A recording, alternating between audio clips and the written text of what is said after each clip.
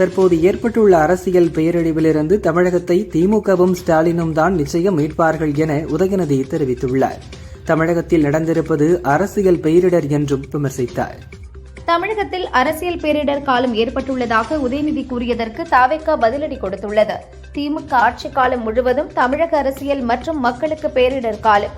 அண்ணா உருவாக்கிய கட்சியை ஒரு குடும்பம் மட்டுமே கைப்பற்றியது பேரிடர் காலம் என தெரிவித்துள்ளது.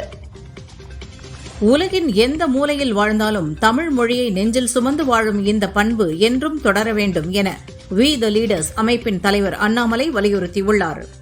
அதிமுக எதிர்க்கட்சியாக இருந்தபோது திமுகவுடன் பழனிசாமி ரகசிய கூட்டணி வைத்திருந்தார்.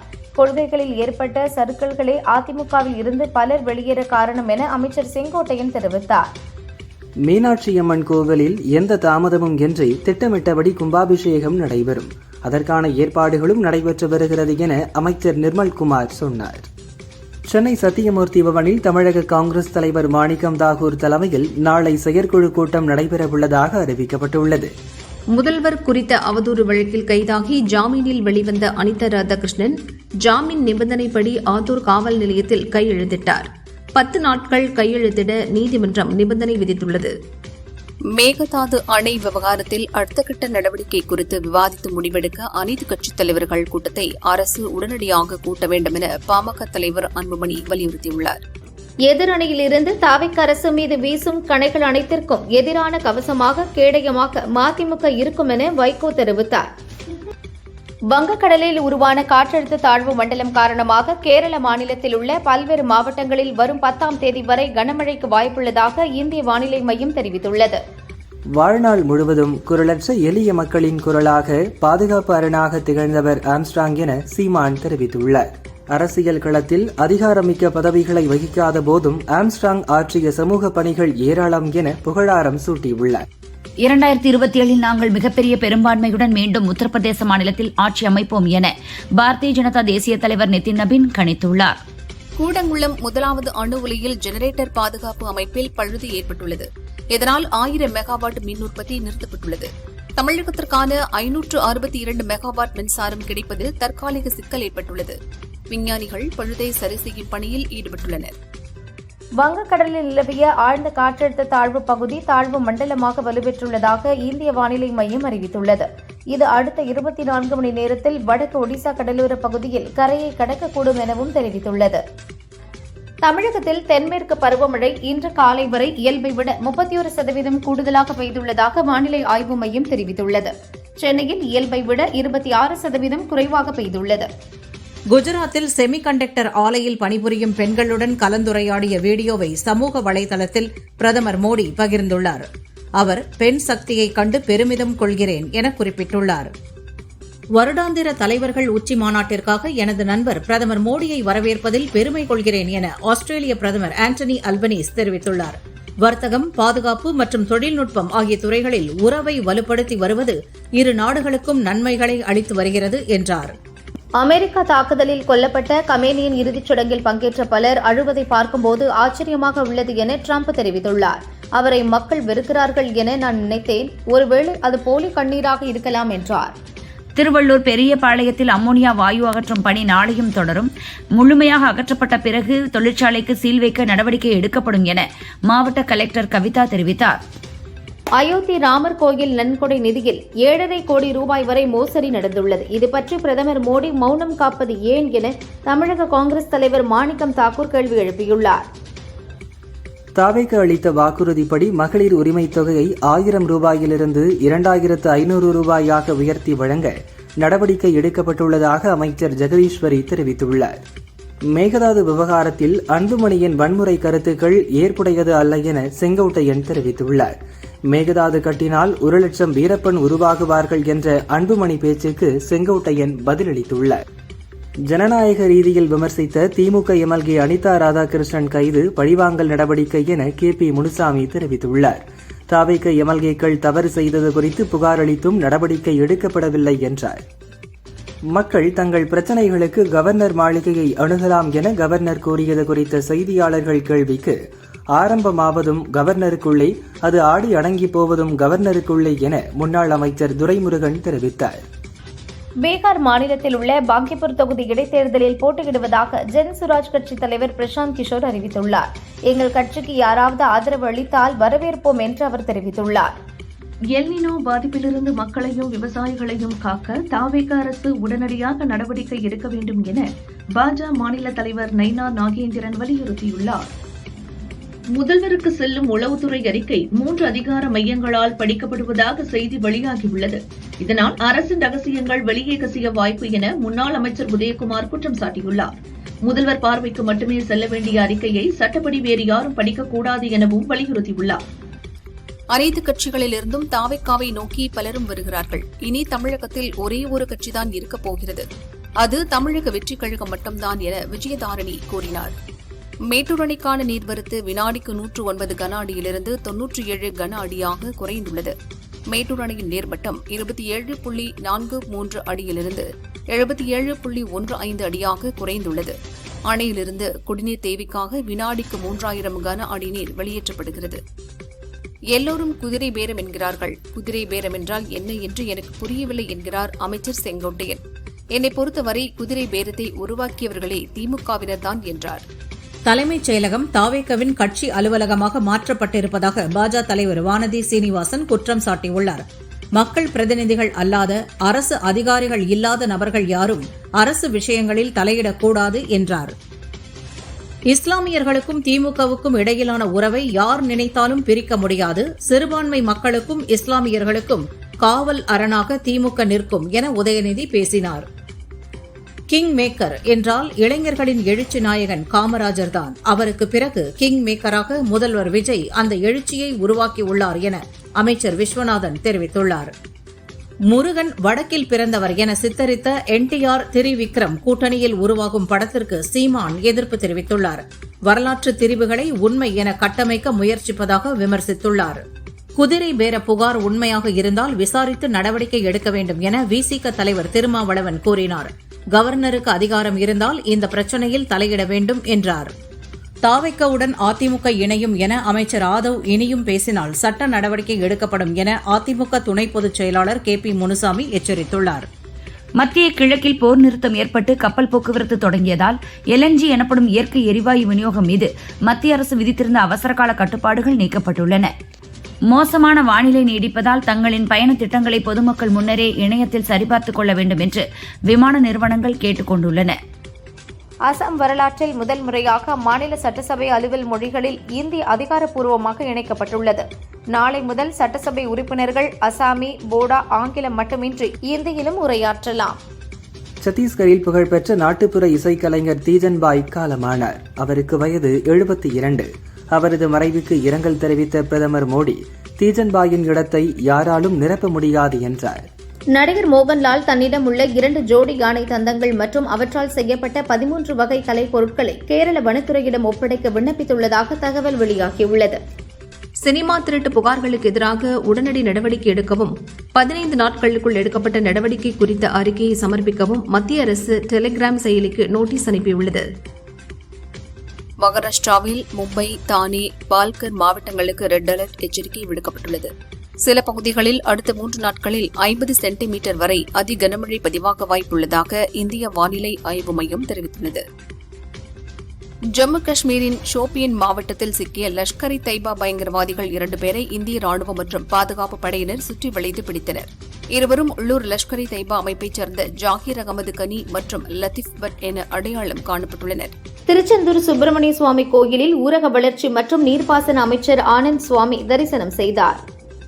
கள்ளக்குறிச்சி மாவட்டம் திருக்கோவிலூர் உலகளந்த பெருமாள் என அழைக்கப்படும் திருவிக்கிரம சுவாமி கோவில் மகா கும்பாபிஷேகம் விமர்சையாக நடைபெற்றது. தேனி மாவட்டம் கோடாங்கிப்பட்டி தீர்த்த தொட்டி ஸ்ரீ ஆறுமுக நயினார் கோயில் கும்பாபிஷேக விழா விமர்சையாக நடந்தது.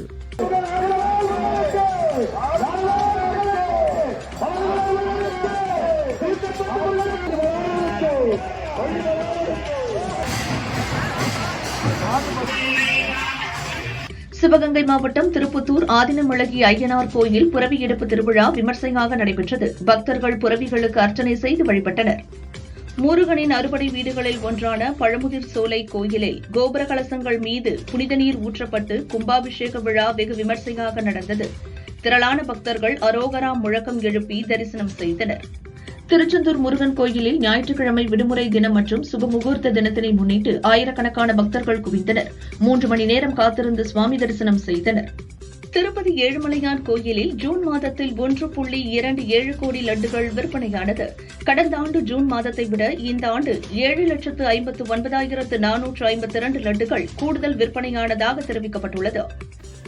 மேகதாதுவில் படிக்கட்டுகள் அமைக்கப்பட்டு இரும்பு கம்பிகள் நடப்பட்டு அணை கட்டுமானம் நடப்பது அடையாளப்படுத்தப்பட்டுள்ளதாக நேரில் சென்று பார்வையிட்ட தமிழக அனைத்து விவசாயிகள் சங்கங்களின் ஒருங்கிணைப்பு குழு தலைவர் PR பாண்டியன் தெரிவித்துள்ளார். கொடைக்கானலில் சுற்றுலாவை மேம்படுத்த ரோப்கார் திட்டம் கொண்டுவர சென்னை மெட்ரோ நிறுவனம் திட்டமிட்டுள்ளது. ரோப்கார் அமைப்பதற்கான விரிவான சாத்தியக்கூறு ஆய்வு செப்டம்பர் மாதத்திற்குள் நிறைவடையும் என தெரிவித்துள்ளது. தவிக எம்எல்ஏவிடம் ஆட்சியை கவிழ்க்க பேரம் பேசிய வழக்கில் ஏற்கனவே திருநாவுக்கரசு என்பவர் கைதான நிலையில் தற்போது அவரின் கார் டிரைவர் கிருஷ்ணாவை திருவல்லிக்கேணி போலீசார் கைது செய்தனர். இந்த வழக்கில் இதுவரை 9 பேர் கைது செய்யப்பட்டுள்ளனர். 15 ஆண்டுகளுக்கு பிறகு உலக தமிழ் மாநாட்டை நடத்த அரசு திட்டமிட்டுள்ளது. மாநாட்டுக்கான முதற்கட்ட பணிகள் தொடங்கியது. தென்காசி மலையடிப்பட்டி கிராமத்தில் தமிழக அரசு தொல்லியல் துறை மேற்கொண்ட அகழாய்வில் சுமார் 2500 ஆண்டுகள் பழமையான சங்ககால சதுர வடிவ செங்கல், படிக்கிணறு, ஈமத்தாழி மற்றும் பல்வேறு தொல்வாழ்வியல் சான்றுகள் கண்டுபிடிக்கப்பட்டுள்ளன. கடலூர் மாவட்டம் பன்ருட்டி அருகே முந்திரி விறகு ஏற்றி வந்த டிராக்டர் டிப்பர் மீது மினி லாரி மோதிய விபத்தில் 3 பெண்கள் உள்பட 4 பேர் இறந்தனர். மேலும் 6 பேர் ஆபத்தான நிலையில் கடலூர் அரசு தலைமை மருத்துவமனையில் சிகிச்சை பெற்று வருகின்றனர். மேகதாதுவில் தமிழக விவசாயிகள் நேரில் ஆய்வு செய்தனர். அங்கு அணை கட்டுவதற்கான அளவீட்டு பணிகளை கர்நாடக அரசு தொடங்கிவிட்டதாகவும் இதற்காக கம்பிகள் நடப்பட்டுள்ளதாகவும் PR பாண்டியன் தெரிவித்தார். பராமரிப்பு பணி காரணமாக தாம்பரம், செங்கல்பட்டு, சென்னை கடற்கரை மார்க்கமாக 41 மின்சார ரயில்கள் ரத்து செய்யப்பட்டுள்ளன. இதன் காரணமாக தாம்பரம் ரயில் நிலையத்தில் பயணிகள் கூட்டம் அலைமோதியது. பயணிகள் மிகுந்த சிரமம் அடைந்தனர். மொபைல் போன் செயலியில் மின்சார மீட்டர் ரீடிங் எடுக்கும் ஊழியர்களுக்கு 5 ஆண்டுகளுக்கு ஒருமுறை மொபைல் சிம் கார்டு வாங்க 10,000 ரூபாய் நிதியுதவி வழங்க மின்சார வாரியம் உத்தரவிட்டுள்ளது. தமிழகத்தில் ஓரிரு இடங்களில் இன்று மிதமான மழையும், கோவை, நீலகிரி மாவட்டங்களில் கனமழையும் பெய்யக்கூடும் என வானிலை ஆய்வு மையம் தெரிவித்துள்ளது. பெங்களூருவில் வாகனங்கள் கழுவ, தோட்டத்திற்கு நீர் பாய்ச்ச சுத்திகரிக்கப்பட்ட நீரையே பயன்படுத்த வேண்டும். குடிநீரை பயன்படுத்தினால் 5,000 ரூபாய் அபராதம் விதிக்கப்படும் என குடிநீர் வடிகால் வாரிய தலைவர் மஞ்சுளா அறிவுறுத்தியுள்ளார். சென்னை எழும்பூர் ரயில் நிலையத்தில் டிக்கெட் கேட்பதில் ஏற்பட்ட தகராறில் ஹைகோர்ட் வக்கீல் மோகனா மற்றும் TTR சல்மா பேகம் இருவரிடையே கைகலப்பு ஏற்பட்டது. அரசு ஊழியரை பணி செய்ய விடாமல் தடுத்ததாக மோகனா மீதும், தகாத வார்த்தைகளால் பேசி மிரட்டியதாக TTR மீதும் ரயில்வே போலீசார் வழக்கு பதிவு செய்தனர். சென்னை குடிநீர் விநியோக சுகாதாரத்தை நவீனமயமாக்க ரூபாய் 2,190 கோடி கடனுக்கு ஆசிய வளர்ச்சி வங்கி ஒப்புதல் அளித்துள்ளது. 170 கிலோமீட்டர் நீர் விநியோக குழாய்கள், கழிவுநீர் குழாய்கள், 38 கழிவுநீர் உந்து நிலையங்கள் அமைக்கும் திட்டத்திற்கு நிதி ஒதுக்கியுள்ளது. தென்காசி மாவட்டம் குற்றாலத்தில் தொடர் சாரல் மழை காரணமாக சீசன் களை கட்டியுள்ளது. அருவிகளில் வெள்ளப்பெருக்கால் நேற்று டூரிஸ்டுகள் குளிக்க தடை விதிக்கப்பட்டிருந்த நிலையில் இன்று நீர்வரத்து சீரானதால் குளிக்க அனுமதிக்கப்பட்டனர். மும்பையில் தொடர்ந்து கனமழை பெய்து வருகிறது. கஞ்சூர் மார்க் அருகே மழைநீரால் சூழப்பட்ட தண்டவாளத்தில் வந்தே பாரத் எக்ஸ்பிரஸ் ரயில் சீறி பாய்ந்தது அனைவரையும் மெய்சிலிருக்க வைத்தது. திருநெல்வேலி மாவட்டம் மணிமுத்தாறு அருவியில் வார விடுமுறையை முன்னிட்டு ஏராளமான சுற்றுலா பயணிகள் குவிந்தனர். சாரல் மழையில் ஆனந்த குளியல் போட்டனர். திருவள்ளூர் இறால் ஆலையில் அமோனியா வாயு கசிந்து 18 பேர் உயிரிழந்த விவகாரத்தில் ஆலையில் மீதமுள்ள 2 டன் அமோனியாவை பாதுகாப்பாக அகற்றும் பணி 2வது நாளாக தொடங்கியது. இந்த பணி மாலைக்குள் நிறைவடையும் என்று அதிகாரிகள் தெரிவித்துள்ளனர். தேனியில் தென்மேற்கு பருவக்காற்று பலமாக வீசுவதால் காற்றாலைகளில் மின் உற்பத்தி உச்சத்தை எட்டியுள்ளது. நாள் ஒன்றுக்கு 500 மெகாவாட் மின்சாரம் உற்பத்தியாகிறது. தஞ்சையில் 1500 பரதநாட்டிய கலைஞர்கள் ஒரு சேர நடனமாடி பாரத் புவன் உலக சாதனை புத்தகத்தில் இடம் பிடித்தனர். நீலகிரி மலைப்பகுதியில் பெய்த கனமழை காரணமாக பவானிசாகர் அணைக்கு நீர்வரத்து 5832 கனஅடியாக அதிகரித்த நிலையில் அணையின் நீர்மட்டம் ஒரே நாளில் 1.27 கன அடி அதிகரித்து 54.20 அடியாக உயர்ந்துள்ளது. தமிழகத்தில் இன்று ஆசிரியர்களுக்கான சிறப்பு தகுதி 2ஆம் தாள் தேர்வு நடைபெறுகிறது. இந்த தேர்வை 1,67,743 பேர் எழுதுகின்றனர். சென்னை கடற்கரை தாம்பரம் இடையே இன்று 40க்கும் மேற்பட்ட ரயில் சேவைகள் ரத்து செய்யப்பட்டது. இதன் காரணமாக சென்னை கடற்கரை தாம்பரம் தடத்தில் 50 சிறப்பு பேருந்துகள் இயக்கப்பட்டது. திண்டுக்கல் மாவட்டம் தாடிக்கும்பில் பெங்களூரிலிருந்து கண்டெய்னரில் கடத்தி வரப்பட்ட தடை செய்யப்பட்ட 65 லட்சம் ரூபாய் மதிப்பிலான புகையிலை பொருட்களை போலீசார் பறிமுதல் செய்தனர். நெல்லை மாவட்டம் வீரவநல்லூர் அருகே தந்தை மகன் கொல்லப்பட்ட வழக்கில் நேற்று 3 பேர் கைதான நிலையில் இன்று மேலும் 4 பேரை போலீசார் கைது செய்தனர். அமெரிக்க தாக்குதலில் கொல்லப்பட்ட கமேனியின் இறுதிச் சடங்கிலும் அவரது மகன் முஜ்தபா கமேனி பங்கேற்கவில்லை. மாறாக அவரது சகோதரர்கள் முஸ்தபா, மேசம் மற்றும் மசூத் ஆகியோர் மட்டுமே பங்கேற்றுள்ள காட்சிகள் வெளியாகியுள்ளன. அமெரிக்காவால் மனிதர்களை கொல்ல முடியும், ஆனால் கொள்கைகளை அல்ல. உண்மையில் ஒரு நறுமண பாட்டிலை உடைத்திருக்கிறீர்கள். இப்போது அதன் வாசம் எல்லா இடங்களிலும் பரவத் தொடங்கியுள்ளது என ட்ரம்பின் விமர்சனத்திற்கு ஈரான் பதிலடி கொடுத்துள்ளது. அமெரிக்காவின் வருங்கால சந்ததியினருக்காக அந்நாட்டின் வரலாறு, கலாச்சார தகவல்கள் உள்ளிட்டவை அடங்கிய காலப்பெட்டகம் புதைக்கப்பட்டது. இது 250 ஆண்டுகளுக்கு பிறகு மக்கள் பார்வைக்காக திறக்கப்படும் என அந்நாட்டின் அரசு அறிவித்துள்ளது. பசிபிக் தீவுகளான குவாம், வடக்கு மரியானா தீவுகளை மணிக்கு 260 கிலோமீட்டர் வேக காற்றுடன் பாவி சூப்பர் புயல் நெருங்கி வருகிறது. இதனால் கனமழை, வெள்ளம், பேரழிவு சேதம் ஏற்படும் அபாயம் இருப்பதாக அமெரிக்க தேசிய வானிலை சேவை எச்சரிக்கை விடுத்துள்ளது. ஹார்முஸ் நீரிணை வெளிநாட்டு சக்திகள் தங்களது ராணுவ பலத்தை காட்டும் தளம் கிடையாது. ஹார்முஸ் நீரிணை பகுதியில் அந்நிய நாடுகளின் ராணுவ நடமாட்டம் கண்டிக்கத்தக்கது என ஈரான் அரசு தெரிவித்துள்ளது. உலகக்கோப்பை கால்பந்து தொடரில் ரவுண்ட் 16 நாக் அவுட் சுற்றில் பராகுவே அணியை பிரான்ஸ் அணி 1-0 என்ற கோல் கணக்கில் வீழ்த்தி வெற்றி பெற்றது. உலகக்கோப்பை கால்பந்து போட்டியின் ரவுண்ட் 16 நாக் அவுட் சுற்றில் மொராக்கோ மற்றும் பிரான்ஸ் அணிகள் அபார வெற்றி பெற்று காலிறுதிக்கு முன்னேறின.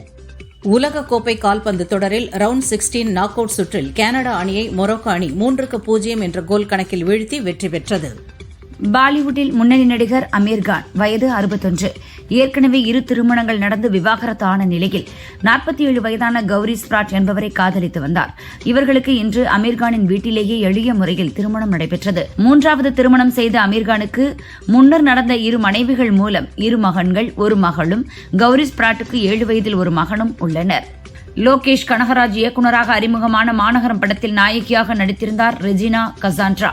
இவர் தற்போது இளம் இயக்குநர் விஷால் வெங்கட் படத்தில் நாயகியாக முதன்மை வேடத்தில் நடிக்கிறார். இப்படத்தை இயக்குநர் லோகேஷ் கனகராஜ் தயாரிக்கிறார். தெலுங்கில் பல படங்களை இயக்கிய அனில் ரவிபுடி தற்போது வெங்கடேஷ், நந்தமுரி கல்யாண்ராம் நாயகர்களாக நடிக்கும் படத்தை இயக்கி வருகிறார். இதில் கீர்த்தி சுரேஷ், கீர்த்தி ஷெட்டி நாயகிகளாக நடிக்கின்றனர். இப்படம் மலையாளத்தில் பிருத்திவிராஜ், பசில் ஜோசப், நிகிலா விமல், அனஸ்வரா ராஜன் நடித்த குருவாயூர் அம்பல நடையில் பட ரீமேக் என செய்தி பரவியது. இதற்கு இப்படம் ரீமேக் இல்லை என திட்டவட்டமாக மறுத்துள்ளார் கீர்த்தி சுரேஷ். நடிகை மாளவிகா மோகனன் அவ்வப்போது சமூக வலைதளங்களில் கவர்ச்சி உடையில் போட்டோக்கள் பதிவிட்டு வருகிறார். பலரும் விமர்சித்த நிலையில் வெளிநாடுகளில் பிகினி அணிவது சாதாரணம், அதே நேரம் நமது பண்பாடு, கலாச்சாரத்தை மதிக்கவும் தெரியும். எல்லை மீறாத கவர்ச்சி எது என நடிகைகளுக்கு தெரியும். எனவே எளிதாக யாரையும் விமர்சிக்காதீர்கள் என பதிலளித்துள்ளார் மாளவிகா. கமல் நடித்த அவ்வை சண்முகி படத்தை தயாரித்தவர் எச். முரளி. அப்படம் பற்றி தற்போது பேசிய முரளி, 1996இல் இந்தியன் படத்தில் நடித்தபோது கமலை அவ்வை சண்முகி படத்திற்கு ஒப்பந்தம் செய்தோம். அவர் இந்தியன் படத்திற்கு 1.5 கோடி சம்பளம் தருகிறார்கள். நீங்களும் தர முடியுமா, அல்லது 4 ஏரியா விநியோக உரிமையை தருவீர்களா என கேட்டார். இதனால் சம்பளமாக 4 ஏரியா விநியோக உரிமையை கமலுக்கு தந்தேன்.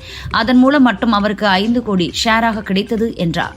தேசிங்க ராஜா உள்ளிட்ட பல படங்களை இயக்கியவர் எழில். அவர் சமீபத்தில் அளித்த பேட்டியில், நான் எடிட் செய்து பார்க்கும்போது எனக்கு திருப்தி இல்லை எனில் மறுபடப்பிடிப்பு செய்வேன். தேசிங்க ராஜா படத்தில் அப்படித்தான் 5 நாட்கள் மறுபடப்பிடிப்பு செய்து ஓபனிங் காட்சிகளை மாற்றினேன். வெள்ளைக்கார துரை படத்தை எடிட் செய்யும் போது பிடிக்காத காட்சிகளை நீக்கினால் 1 மணி நேரம்தான் இருந்தது. இதனால் 15 நாட்கள் மறுபடப்பிடிப்பு செய்தேன் என்றார். நடிகர் விக்ரம் தற்பொழுது ஆனந்த் சங்கர் இயக்கத்தில் தனது 63வது படத்தில் நடித்து வருகிறார். அடுத்ததாக இளம் இயக்குநருடன் கைகோர்க்க திட்டமிட்டுள்ளார் விக்ரம். இதற்காக ரஜினி 173 படத்தில் இருந்து விலகிய சிபி சக்கரவர்த்தியுடன் பேசி வருகிறார். அதேபோல் சமீபத்தில் ஹிட்டான பிளாஸ்ட் இயக்குநர் சுபாஷ் கே ராஜை பாராட்டிய விக்ரம், தனக்கு ஏதாவது கதை இருந்தால் சொல்லவும் என அழைப்பு விடுத்துள்ளார்.